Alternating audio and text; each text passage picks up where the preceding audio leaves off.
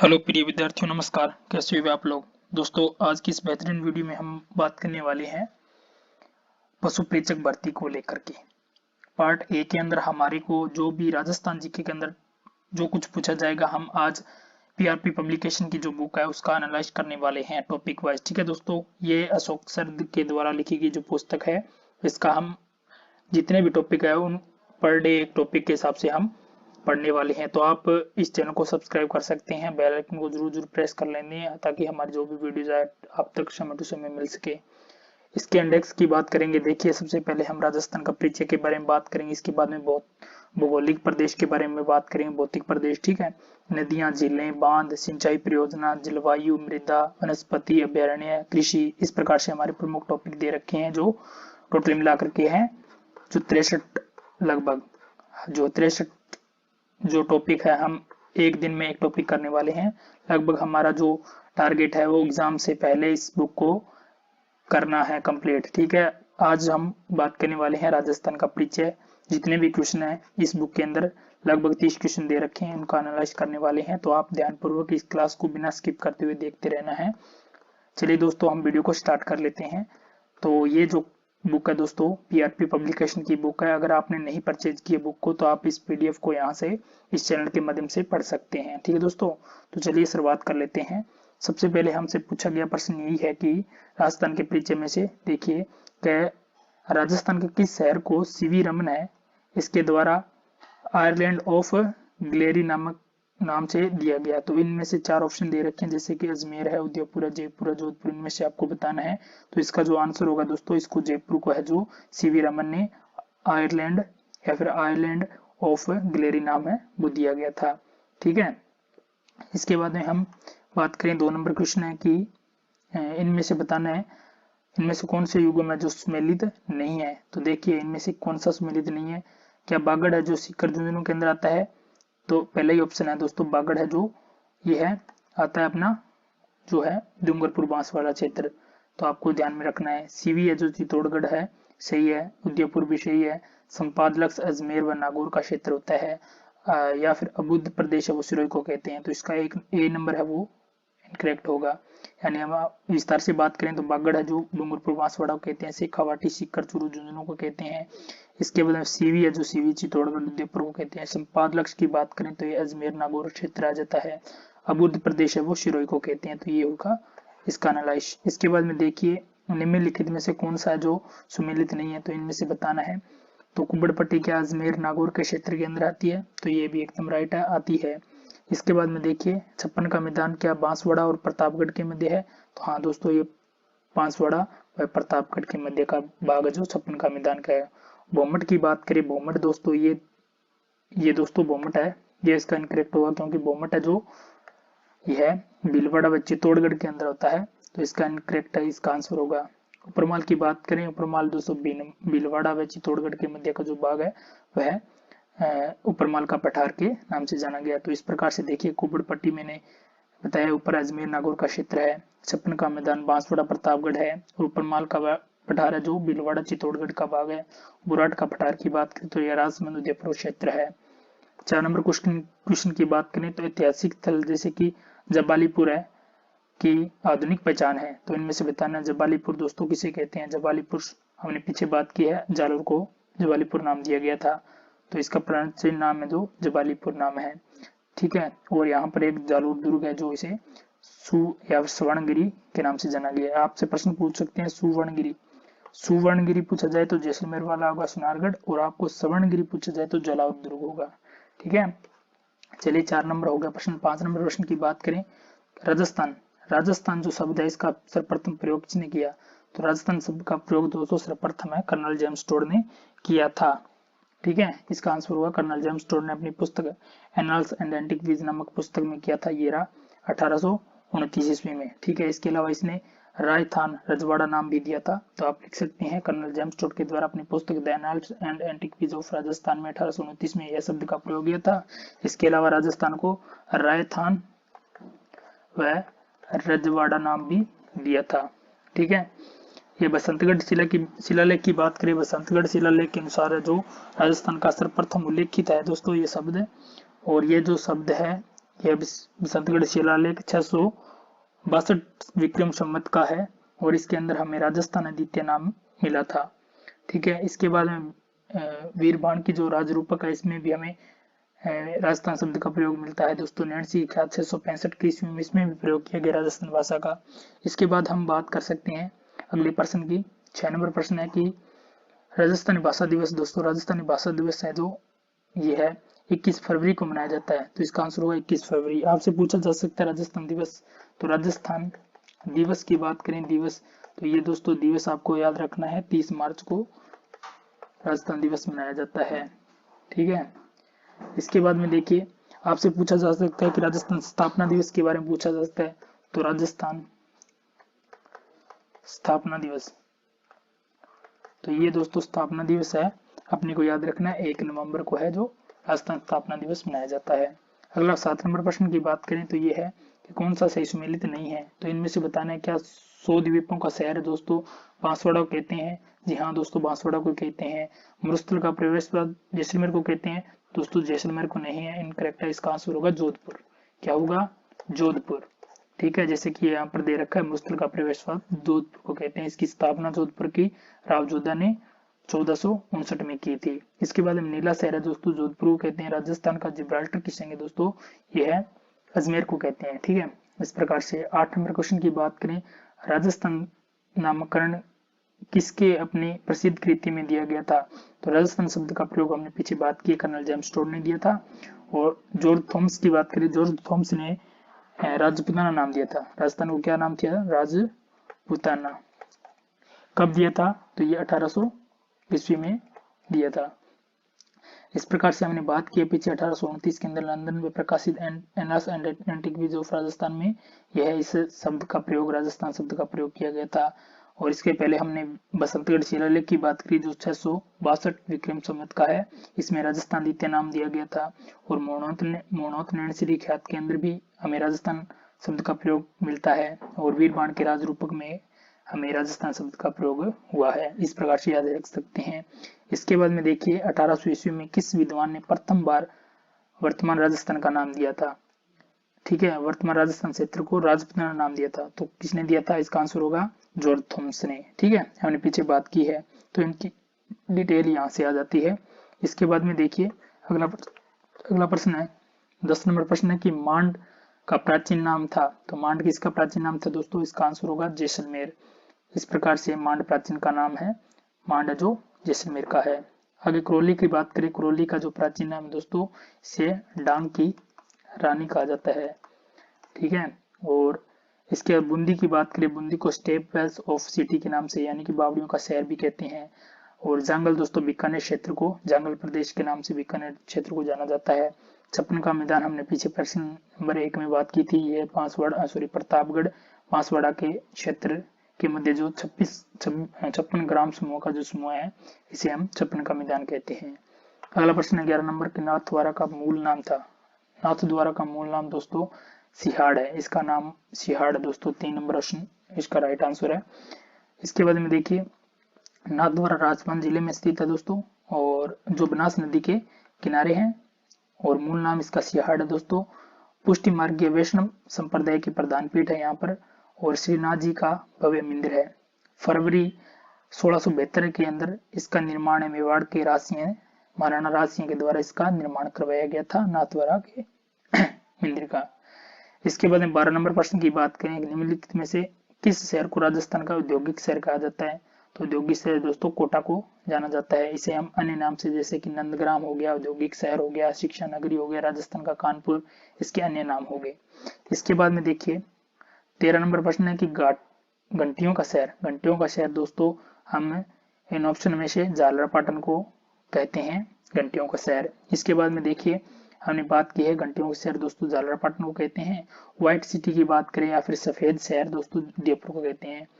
ठीक है, इसके बाद में सन सिटी या सूर्य नगरी की बात करें या फिर ब्लू सिटी या नीला शहर दोस्तों जोधपुर को कहते हैं। तो जोधपुर को क्या क्या सूर्य नगरी या नीला शहर के नाम से जोधपुर को जाना जाता है। पिंक सिटी की बात करें या फिर गुलाबी नगरी है दोस्तों ये जयपुर को कहते हैं। चलिए आगे प्रश्न नंबर 14 की बात करें, इसमें राजस्थान के कुल क्षेत्रफल का राजस्थान द्वारा कितना प्रतिशत हिस्सा है, तो दोस्तों भारत के अंदर राजस्थान का कितना प्रतिशत हिस्सा है, तो इसका आंसर होगा दोस्तों 10.41%, है ना। तो राजस्थान का दोस्तों जो क्षेत्र है ये है 34 बाई 39 वर्ग किलोमीटर, है ना। तो वर्ग मील से पूछा जाए तो आपका होगा 13 × 1 = 140, 13 × 1 = 40, या फिर 13 × 1 = 40 आप इस प्रकार से याद रखते हैं 1,32,140, ठीक है। ये हो गया वर्ग मील के अंदर। भौगोलिक क्षेत्रफल का 10.41% है दोस्तों। राजस्थान में भौगोलिक स्थिति भारत में परिवेक्ष है, या फिर ये भारत के स्थान पर उत्तर पश्चिमी स्थान पर आता है, ठीक है।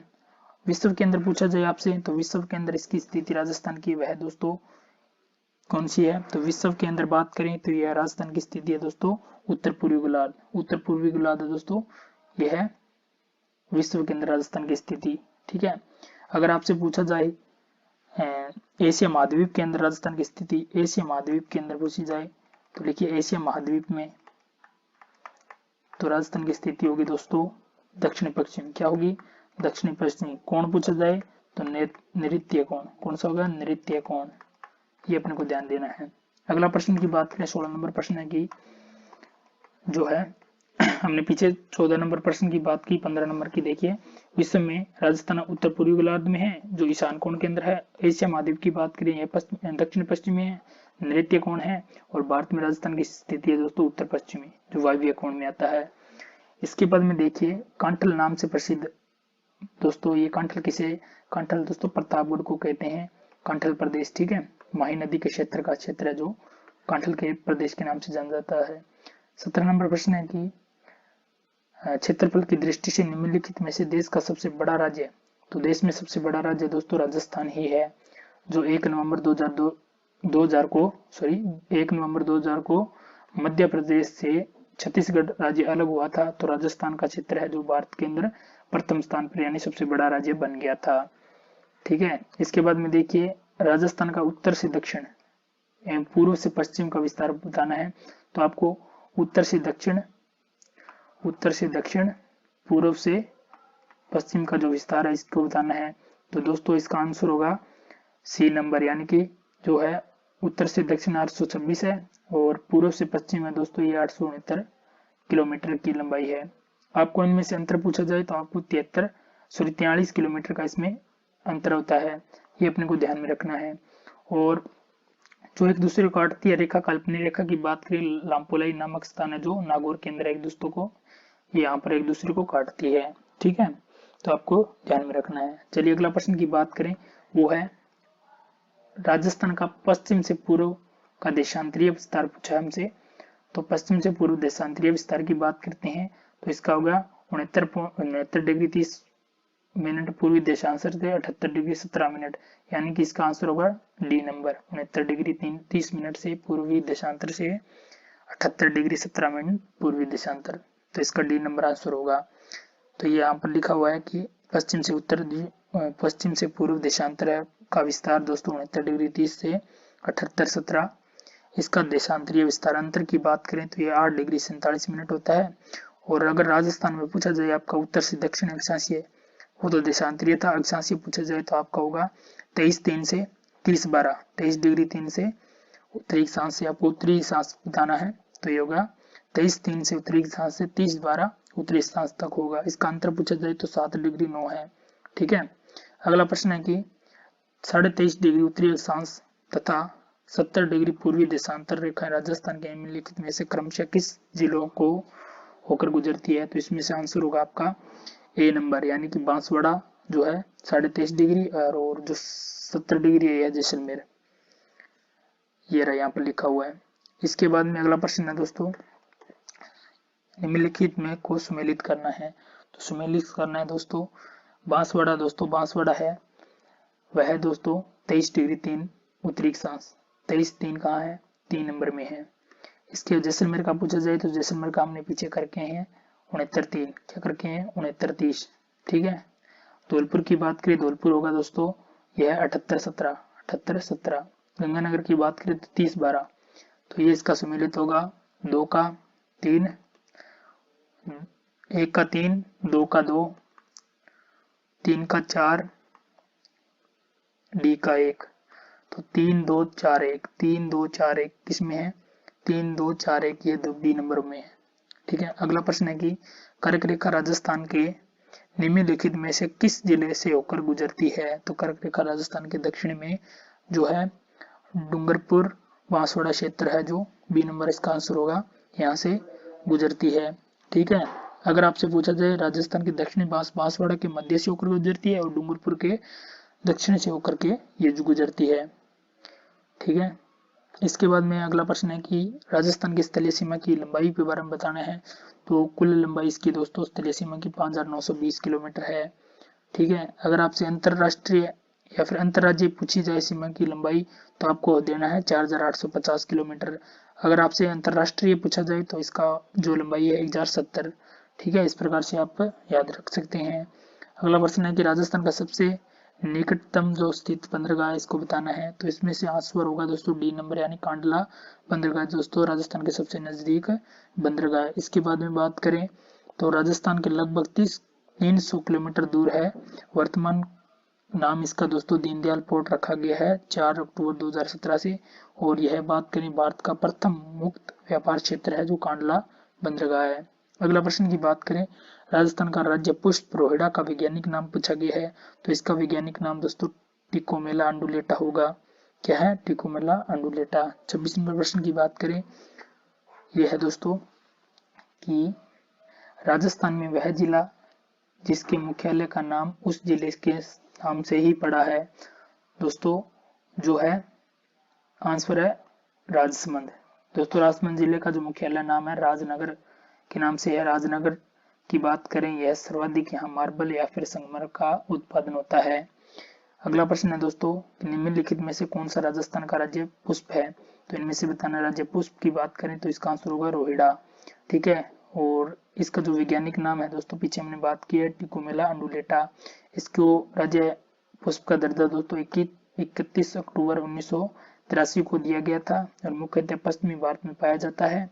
और जो है उपनाम की बात करें इसे मरुसोबा, रेगिस्तान का सागवान व मारवाड़ का टीक कहते हैं। इसके बाद में रेगिस्तान का जहाज दोस्तों किसे कहते हैं। ये दोस्तों रेगिस्तान का जहाज ऊंट को कहते हैं। इसका नाम है दोस्तों, वैज्ञानिक नाम की बात करें कैमेलस ड्रोमेडेरियस। क्या है, कैमेलस ड्रोमेडेरियस इसका वैज्ञानिक नाम है दोस्तों। इसे राजस्थान का या फिर मरुस्थल का जहाज कहते हैं। इसको दोस्तों राज्य पशु का दर्जा दोस्तों यह 19 सितंबर 2014 को दिया गया था। और ऊंट के देवता की बात करें पाबूजी है, जो रायका या फिर रवाई जाति के पालक जाति के होते हैं। ऊंट की बात करें राजस्थान में दोस्तों 2.13 लाख है दोस्तों। सर्वाधिक जैसलमेर में ऊंट है। न्यूनतम की बात करें, न्यूनतम है दोस्तों ऊंट जय प्रतापगढ़ में।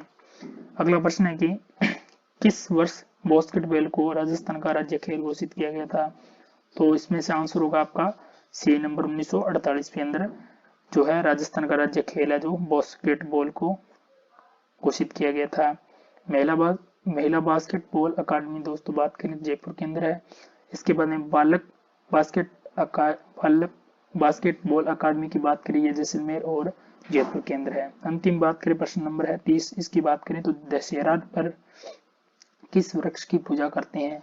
दशहरे पर दोस्तों खेजड़ी वृक्ष की पूजा करते हैं विजयदशमी के अंदर। ठीक है, तो ये हुए अपने राजस्थान परीक्षा के लगभग 30 क्वेश्चन जो विगत परीक्षा के अंदर आए हुए हैं 2023 के अंदर। यह जो प्रश्न आपकी पशु परीक्षक भर्ती के लिए इम्पोर्टेंट पोर्शन है दोस्तों। इस पूरी किताब का हम पर डे एक टॉपिक के हिसाब से पूरा एनालाइज करने वाले हैं। तो आपको इस चैनल को सब्सक्राइब कर लेना है, बेल आइकन को जरूर प्रेस कर लेना ताकि हमारी जो भी वीडियोस आए अब तक समय टू समय मिल सके। तो ठीक है दोस्तों, कल की हमारा जो वीडियो रहने वाला है वह राजस्थान का भौतिक प्रदेश हमारा वीडियो रहेगा। क्लास नंबर है 2। ठीक है, 1 नंबर में हमने राजस्थान का परिचय के बारे में बात की है। तो मिलते हैं कल इसी प्रकार अगली कक्षा में। तब तक के लिए आप सभी को धन्यवाद, शुक्रिया, राम राम।